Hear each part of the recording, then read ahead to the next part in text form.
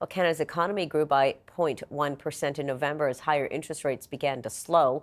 It was led by gains in the services producing industries. Retail activity was down for the month, and residential construction continued to weaken. But the end of border restrictions in October gave a boost to transportation.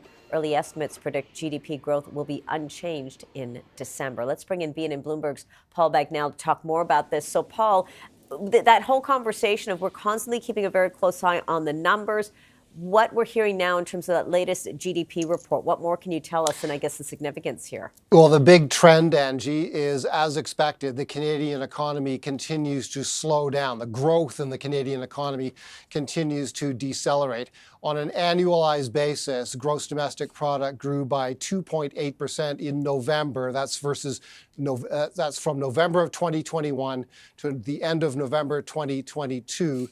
The annualized pace of gross domestic product, that's the value of all the goods and services produced in the Canadian economy, grew by 2.8%. And that was a deceleration from October's annualized pace of gross domestic product growth of 3.1%. So in very simple terms, the Canadian economy continues to grow, but that growth is slowing. And economists are calling for a couple of quarters of negative gross domestic product growth in the early portion or the middle portion of 2023. And that would meet the technical definition of a recession.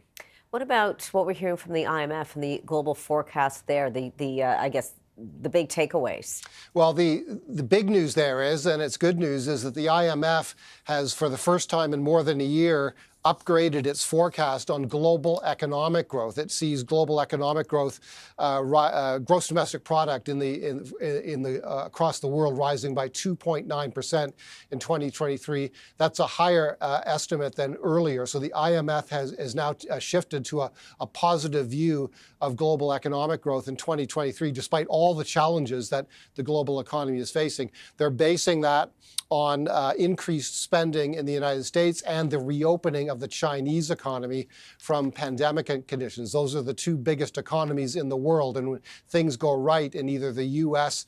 And or China, it can have a positive effect on global economic growth. As for Canada, the IMF has left its forecast alone, calling for gross domestic product growth in Canada for the full year of 2023 of only 1.5%. And again, there you have that slowing growth theme again. That 1.5% growth would be much smaller than we saw late in 2022. We haven't got the market numbers yet, of course, Paul, but what do you anticipate how the markets are going to react again? That's sort of that back and forth knee-jerk reaction here to what we're seeing overall.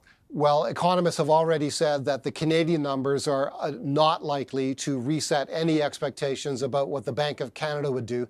The bank most recently has said it is now willing to pause on interest rate hikes and wait and see if the 8 hikes that it has announced since March of last year do the work that they're expected to do and further slow both GDP, but more importantly, inflation in 2023. So the numbers from this morning, unlikely to shift the Bank of Canada in any respect. And I would think with respect to the global stock market, I think the global stock market is very fixed right now on the near-term path of the U.S. Federal Reserve Board as it tries to tame U.S. inflation. So those IMF numbers, I would think, unlikely to shift global markets today. All right, we will be watching things indeed. Paul, thank you as always for this. Paul Bagnall, BNN Bloomberg.